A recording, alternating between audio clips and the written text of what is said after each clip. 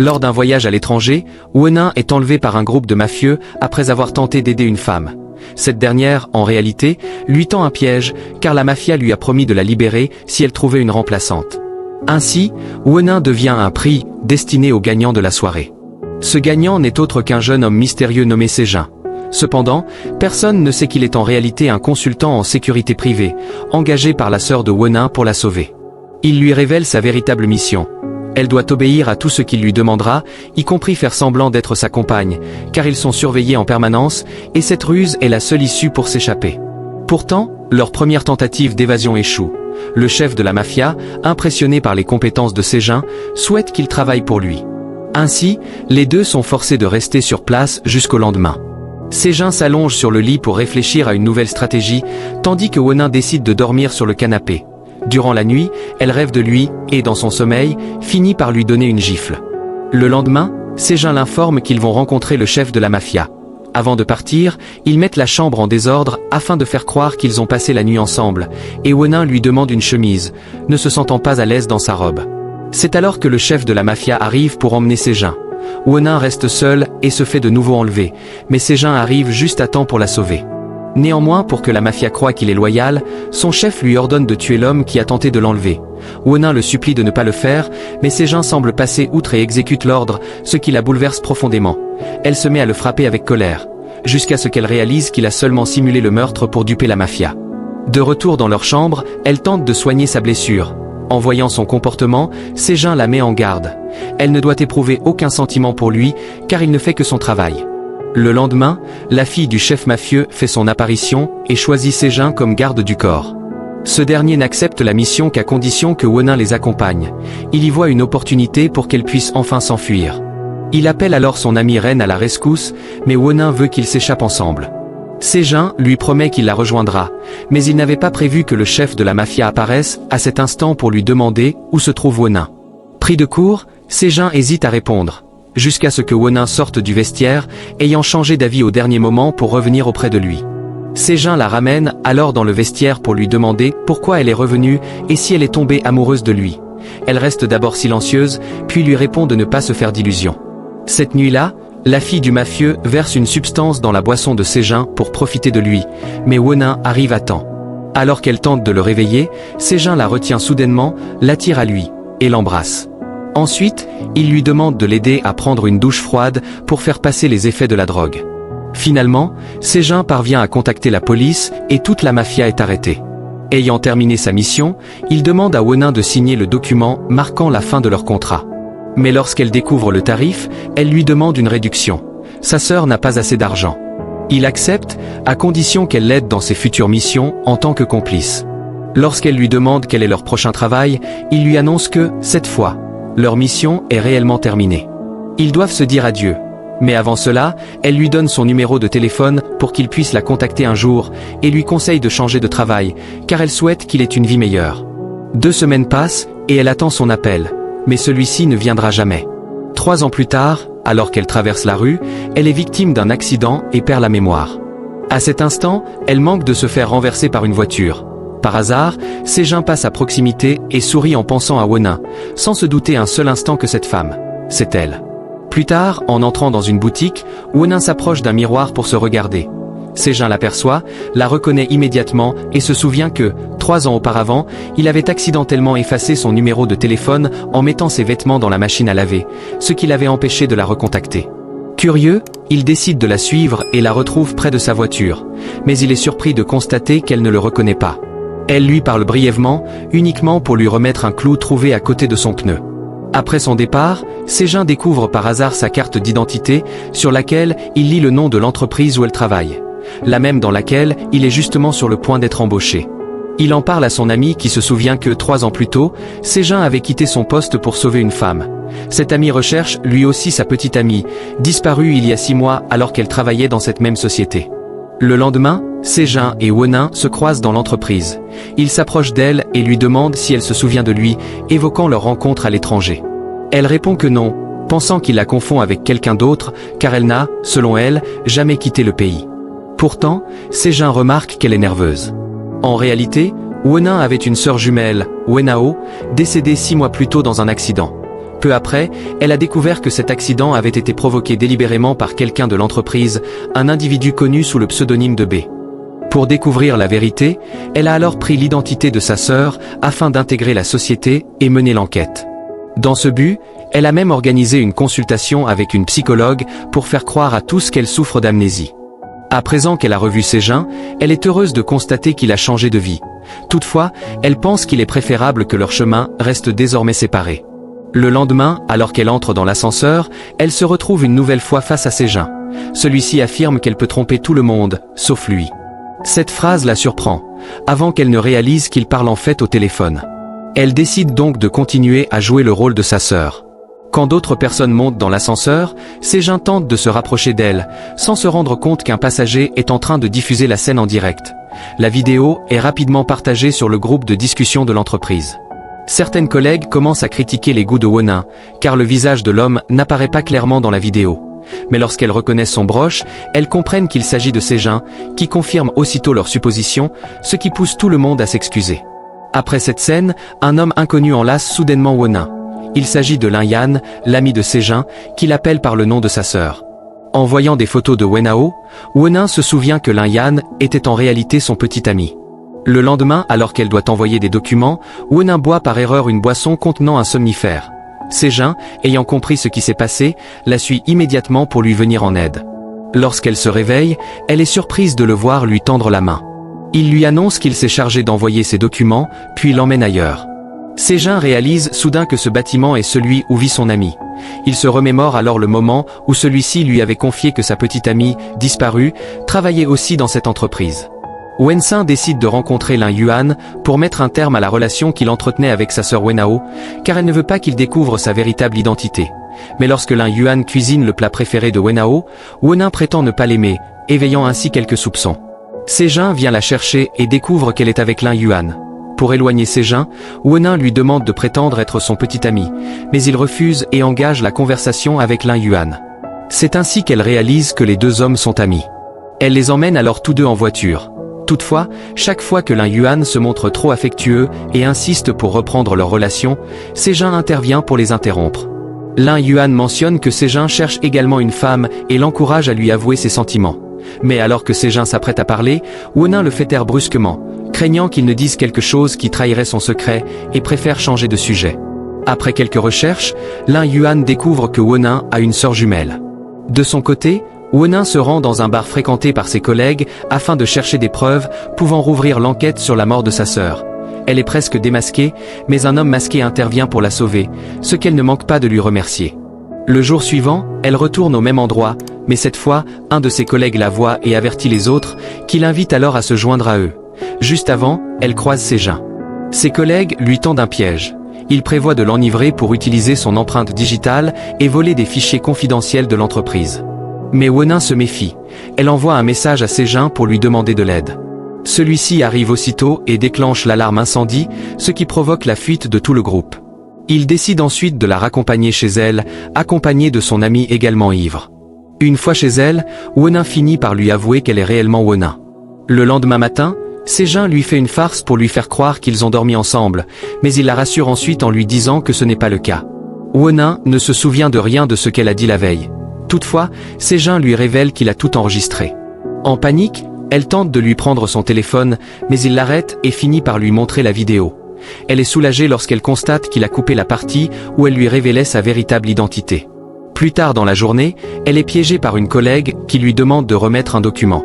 Une autre collaboratrice enlève alors l'écriteau, interdisant l'accès aux personnes non autorisées.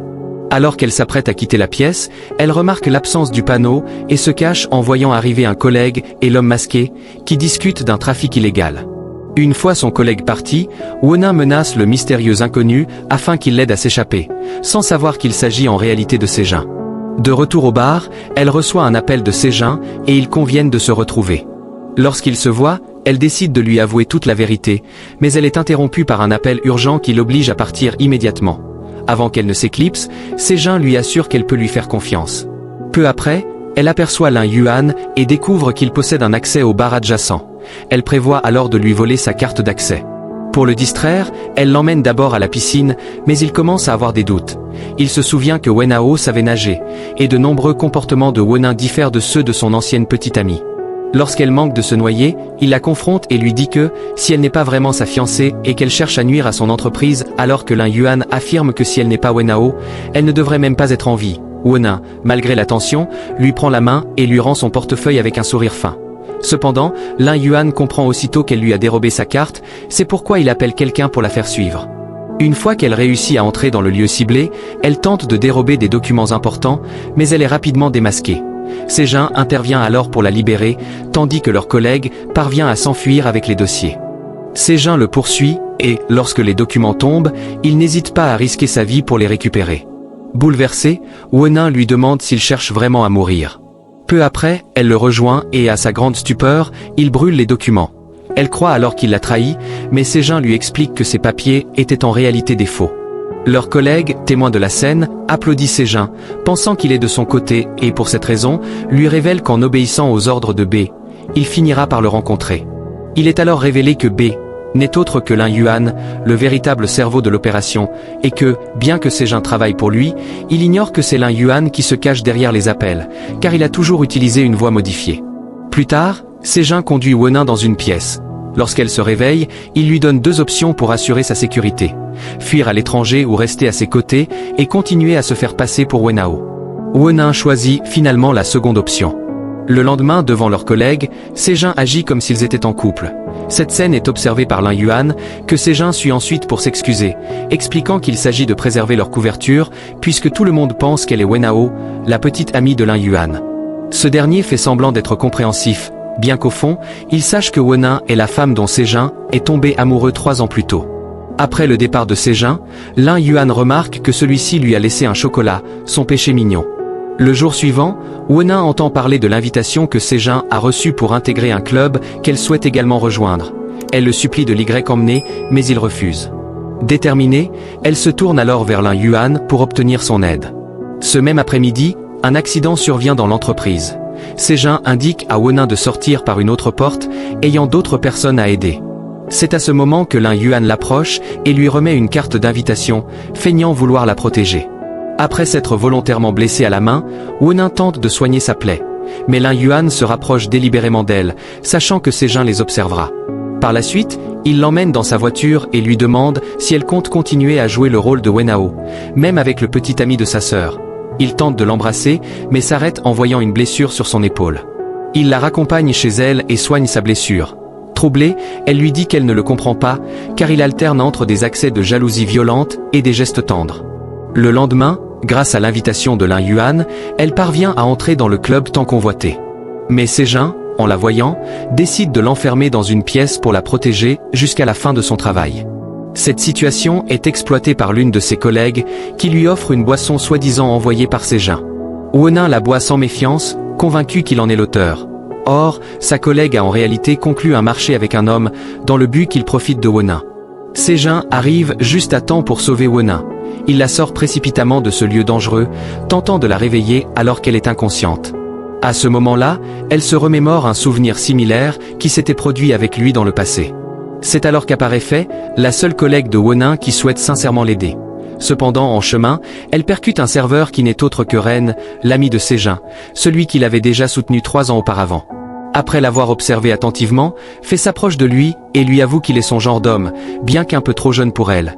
Elle décide alors de partir. Le lendemain, de nombreux livreurs se présentent dans les bureaux de Fei, chacun apportant une livraison différente. Déconcertée, elle ne comprend pas jusqu'à ce qu'elle recroise Ren, qui lui explique avoir voulu la remercier pour son aide de la veille, et comme il ignore ce qu'elle aime, il a préféré tout envoyer. Pendant ce temps, Lin Yuan subit la colère de son père, furieux d'apprendre qu'il a laissé Wenao. Lin Yuan tente de se justifier, affirmant qu'elle ne représentait plus une menace, mais son père lui ordonne de renouer avec elle et de mener une enquête approfondie. Par la suite, il appelle Sejin et lui demande de lui apporter des chocolats, convaincu qu'il ne viendra pas puisqu'il est avec Wenin. Pourtant, Sejin se présente aussitôt, et en voyant ses blessures, il s'inquiète pour lui, sachant pertinemment que son père le frappe régulièrement. Lin Yuan le rassure, affirmant que tout va bien. Peu après, la secrétaire de Sejin informe Lin Yuan que Wenin a installé un micro-enregistreur dans le club. Néanmoins, Sejin avait anticipé cette manœuvre et avait envoyé quelqu'un pour effacer la localisation de Wenin, rendant toute preuve inutilisable. Malgré cela, le père de Lin Yuan menace indirectement de faire disparaître Wenao s'il continue à s'immiscer dans ses affaires. C'est pourquoi Sejin demande un congé de 3 mois pour Wenin, lui ordonnant de rester à la maison, sauf si elle est accompagnée. Bien décidée à sortir, Wenin prévoit de l'endormir. Pensant qu'il dort, elle tente de s'éclipser, mais Sejin, qui avait deviné ses intentions, l'arrête. Elle insiste pour sortir. Il la retient alors par un baiser et la prévient. Il ne la laissera pas faire si elle ne suit pas ses instructions. Le lendemain, Sejin ordonne à Ren de l'accompagner. Mais celui-ci se laisse distraire par Fei, ce qui permet à Wenin de s'échapper et de grimper dans un camion transportant des documents de l'entreprise. Sur place, elle aperçoit l'homme masqué et lui demande son aide pour obtenir un dossier spécifique. C'est alors qu'elle découvre, dans le groupe de discussion de l'entreprise, des rumeurs disant qu'elle serait enceinte. Sejin y voit une opportunité parfaite pour justifier sa pause prolongée et lui propose avec audace d'avoir un enfant ensemble. Choquée, elle s'enfuit dans sa chambre. À ce moment-là, elle reçoit un message mystérieux, et Sejin, soupçonneux, comprend qu'elle lui cache quelque chose. Elle prétexte chercher un restaurant pour l'inviter à dîner, mais il organise tout de son côté, ruinant ses plans. Désespérée, elle demande de l'aide à Fei pour s'échapper, car la personne qui l'a contactée est B, et Wenin veut enfin découvrir sa véritable identité. Lorsqu'elle arrive au point de rendez-vous, B l'invite à s'approcher. Elle tente de voir son visage, mais il la pousse dans une piscine et lui annonce qu'il la laissera en vie à condition qu'elle cesse d'enquêter sur son entreprise. Profitant d'un instant d'inattention, elle lui arrache son masque et découvre qu'il s'agit de Lin Yuan. Furieux, ce dernier décide alors de la laisser se noyer. Heureusement, Sejin surgit de justesse pour la sauver. Une fois rentré chez eux, il lui reproche son imprudence et lui assure que ce sera la dernière fois qu'il viendra à son secours. Peu après, B contacte Sejin et l'envoie régler une affaire. Ce dernier revient blessé au bras. En le voyant, Wenin comprend que la vie de Sejin, malgré les années passées, n'a guère changé. Wenin confie à Sejin qu'il n'est pas trop tard pour changer de vie. Ce dernier partage son avis, soulignant qu'elle ne fait que se mettre en danger en poursuivant l'assassin de sa sœur. Après s'être avoué leurs sentiments, il l'embrasse tendrement tandis qu'elle lui demande de rester à ses côtés. Mais ce moment d'intimité est brutalement interrompu lorsque Sejin reçoit un message de B. Il lui ordonne de se débarrasser de Wenin, affirmant que c'est la seule façon de pouvoir enfin le rencontrer. Plus tard, Wenin rencontre Lin Yuan et, pleine de rancœur, lui demande s'il lui a été facile de tromper sa sœur. Il lui répond qu'ils étaient véritablement amoureux, avant de la menacer de s'en prendre à Sejin si elle révèle son secret. Elle découvre ensuite une vieille vidéo dans laquelle elle discutait avec Wenao d'un méchant de film.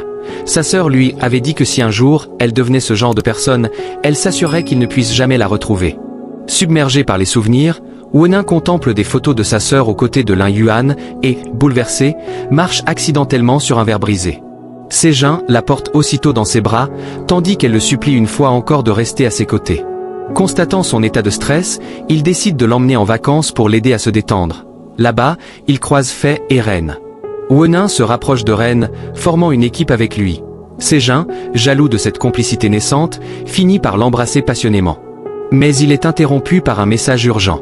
Tandis qu'il travaille, Wenin lui fait remarquer qu'il devrait se reposer, après tout ils sont en vacances. Il lui répond qu'il veut terminer ses tâches rapidement afin de pouvoir passer plus de temps avec elle. Une fois le travail bouclé, ils passent la nuit ensemble, et les jours suivants dans une atmosphère d'intimité retrouvée. À leur retour, Sejin lui annonce qu'il a écourté son congé. Elle peut désormais revenir à l'entreprise. Dès son arrivée, une collègue remarque qu'elle ne porte pas la cicatrice de Wenao et l'accuse d'usurper l'identité de sa sœur. Wenin tente de justifier l'absence de cicatrice par une chirurgie esthétique, mais lorsqu'on compare ses empreintes digitales, elle ne peut plus nier la vérité. Elle est bien Wenin. Le choc est total lorsqu'elle découvre que c'est Sejin lui-même qui a transmis ses empreintes. Profondément déçue par sa trahison, elle décide de rompre avec lui et quitte leur maison, malgré ses explications. Il lui confie avoir agi par amour, car B lui avait promis de garder Wenin en sécurité en échange de cette trahison. Sejin envoie alors un message furieux à B, l'accusant de ne pas avoir tenu parole, puisqu'il lui avait juré que Wenin ne découvrirait rien. Le lendemain, elle vide son bureau quand Sejin s'approche pour lui dire qu'elle peut toujours le chercher si elle a besoin de lui. Ce soir-là, un homme riche lui vient en aide. En échange, Wenin doit convaincre Fei de travailler pour lui.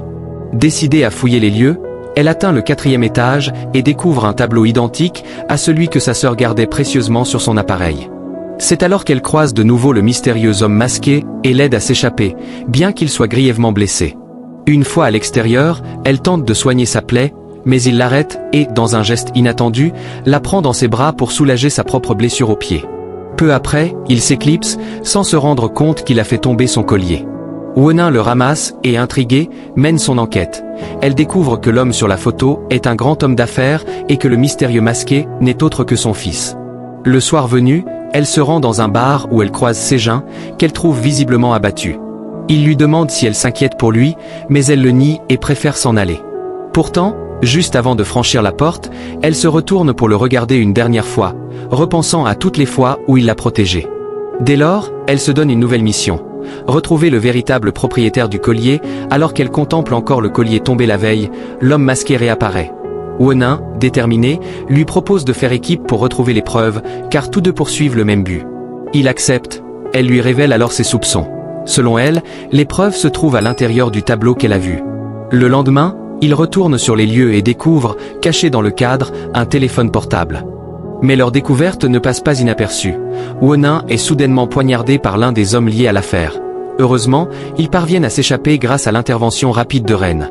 Peu après, Lin Yuan est averti que les personnes présentes au bar n'étaient autres que Wenin et le mystérieux propriétaire du lieu. Curieux de savoir ce qu'ils ont emporté, il décide de les localiser, car le téléphone récupéré est encore relié à son propre appareil. Finalement, il parvient à les retrouver. À cet instant, Wenin, affaibli, est sur le point de s'évanouir. Sejin la prend dans ses bras pour la porter et, dans un geste de lucidité, elle tente de lui retirer le masque afin de découvrir sa véritable identité. Hélas, elle ne parvient pas à voir son visage, mais Lin Yuan, lui, comprend enfin la vérité. Derrière ce masque se cache Sejin. Ce dernier, en proie à ses souvenirs, se remémore tous les instants passés à ses côtés, sans jamais que Wenin ne se doute de rien. Il l'emmène alors dans un bar, où il reçoit un appel de B, qui lui propose une rencontre. Mais Sejin refuse, assurant qu'il a déjà trouvé toutes les preuves nécessaires. C'est alors que B prend la parole avec sa véritable voix. Sejin reconnaît immédiatement Lin Yuan. Il se rend à son entreprise et lui laisse un ultimatum d'1 semaine pour se rendre à la police, sous peine de voir toutes les preuves publiées, ce qui entraînerait une condamnation plus lourde encore. Lin Yuan tente alors de le convaincre de se rallier à lui, mais Sejin, envahi par la colère et la douleur, le frappe violemment, le tenant pour responsable de la mort de son père, et de celle de Wenao. Lin Yuan, blessé, lui rappelle qu'il a lui aussi profité de lui il y a 3 ans, lorsqu'il l'a sauvé des griffes du chef de la mafia. Mais Sejin nie toute manipulation. Avant de partir, il réitère son avertissement. 1 semaine, pas plus. Le même jour, Lin Yuan se fait passer pour Sejin et tente d'enlever Wenin. Cependant, son comportement étrange éveille les soupçons de cette dernière, qui parvient à s'échapper. Sejin découvre l'incident en consultant les caméras de sécurité et se lance à sa recherche. Pendant la fuite, Lin Yuan manque de tomber d'un immeuble, mais Wenin le retient in extremis. Ce moment déclenche un souvenir. Elle se rappelle que sa sœur Wenao, après avoir découvert le scandale financier, était prête à l'aider, croyant encore à son innocence. Submergé par l'émotion, Lin Yuan supplie Wenin de le lâcher. C'est alors que Sejin arrive pour l'aider à le sauver. Grâce à cela, Wenin réalise que l'homme masqué n'est autre que Sejin. Elle l'accuse de l'avoir trompé depuis le début. Sejin tente de s'expliquer. Il lui révèle que son père est mort un jour après avoir découvert le scandale. Il s'est alors retrouvé seul avant de devenir consultant en sécurité. 1 an plus tard, il rencontre Wenin et Lin Yuan, puis retourne en Chine avec ce dernier pour enquêter sur la fraude liée à son père. Pourtant, malgré ces révélations, Wenin l'accuse toujours de trahison, notamment pour avoir livré ses empreintes digitales. Sejin lui explique qu'il a agi ainsi parce que Lin Yuan voulait la tuer, et que c'était la seule manière de la protéger. Mais Wenin, blessé, lui demande de ne plus jamais rien faire pour elle. Elle veut en finir pour de bon. Alors qu'elle s'apprête à partir, il la retient, implorant son pardon et la suppliant de ne pas le quitter. Pendant ce temps, le père de Lin Yuan, furieux d'apprendre que Sejin a trouvé les preuves, le gifle violemment, lui ordonnant de réparer le chaos qu'il a provoqué. Le lendemain, Sejin se réveille avec un pressentiment. Alors que Sejin croit que Wenin l'a définitivement quitté, elle réapparaît soudainement pour lui dire de se reposer, car son visage est encore gonflé d'avoir tant pleuré. Elle sort ensuite faire quelques courses pour le laisser se reposer, mais tombe alors sur le père de Lin Yuan, qui lui tend un piège et la kidnappe, l'emmenant à l'étranger. Peu après, il contacte Sejin et lui impose un ultimatum. S'il veut revoir Wenin saine et sauve, il devra lui remettre le téléphone contenant les preuves. Il ordonne ensuite à Lin Yuan de déplacer Wenin ailleurs. Mais avant de détruire le téléphone, Lin Yan demande la permission de sauvegarder les photos qu'il avait prises avec Wen Hao. Sejin finit par livrer le téléphone, mais comme on pouvait s'y attendre, le père de Lin Yan ne tient pas parole. Le lendemain, Lin Yan transporte Wenin à l'endroit prévu. En la regardant, il est submergé par les souvenirs de Wen Hao, qu'il croyait voir à travers elle. Wenin, comprenant ce qu'il ressent, l'interroge. Comment a-t-il pu tuer sa sœur alors qu'il semblait l'aimer? Lin Yan, pris de doute, se demande s'il devrait regretter ses actes, mais à cet instant, Sejin surgit. Lin Yan lui remet les clés du véhicule. Pourtant, dans l'ombre, Lin Yan a désactivé les freins du véhicule à l'aide d'un dispositif. Toutefois, dans un ultime sursaut d'humanité, il déverrouille les portes avant que la voiture ne sombre dans la mer. De retour en sécurité, Wenin apprend que le téléphone contenant les preuves a été détruit en échange de sa liberté. Rongée par la culpabilité, elle ne peut s'empêcher de penser que sa sœur est morte à cause de ce téléphone. Pendant ce temps, Lin Yan se remémore l'instant où Wen Hao était entré dans son bureau peu avant l'assemblée des actionnaires. En quittant la pièce, il s'était aperçu que son téléphone avait disparu. La caméra de surveillance avait confirmé ses soupçons. Wen Hao était bien la coupable. Plus tard, elle lui avait envoyé un message, l'exhortant à se livrer à la police, faute de quoi elle remettrait les preuves aux autorités. Il avait alors pensé saboter les freins de sa voiture, mais avait finalement renoncé. Il savait pertinemment que son propre père était responsable de la mort de Wen Hao, et il l'accusa ouvertement, l'accablant aussi du fait qu'il ne l'avait jamais laissé devenir un homme bon.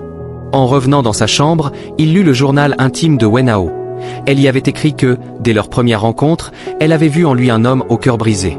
Elle racontait qu'un jour, en signant des documents, elle avait accidentellement pris la veste de Lin Yan. Le lendemain matin, il s'était présenté devant elle pour la récupérer et, pour se faire pardonner, lui avait proposé un café. Leur relation avait alors commencé. Elle avait découvert ses blessures physiques, infligées par son père, mais aussi sa douceur. Cependant, un jour où il s'était assoupi, elle avait découvert les preuves du scandale. Dans son journal, elle l'exhortait à se livrer à la justice et à commencer une nouvelle vie libre, en s'aimant autant qu'elle l'aimait. Plus tard, Sejin apprend par Ren que ce n'était pas Lin Yan qui avait tué Wen Hao. Sans attendre, Sejin et Wenin se dirigent vers l'aéroport, leur vol étant imminent. Mais en chemin, ils sont enlevés par des hommes envoyés par le père de Lin Yan, qui, désormais certain de l'identité de Wenin, veut réellement lui faire perdre la mémoire afin qu'elle reste auprès de Lin Yan. Il appelle un médecin pour qu'il pratique l'opération. Mais au moment où celui-ci retire son masque, Wenin découvre avec stupeur qu'il s'agit en réalité de Sejin, qui, après s'être libéré, a pris la place du médecin. Ensemble, ils s'échappent de la maison, tandis que Lin Yan retient son père. Mais soudain, 2 coups de feu retentissent. Sejin, paniqué, se remémore comment Lin Yan l'avait autrefois aidé à fuir, déguisé en lui, affrontant même les hommes de son père et lui confiant les clés de sa voiture.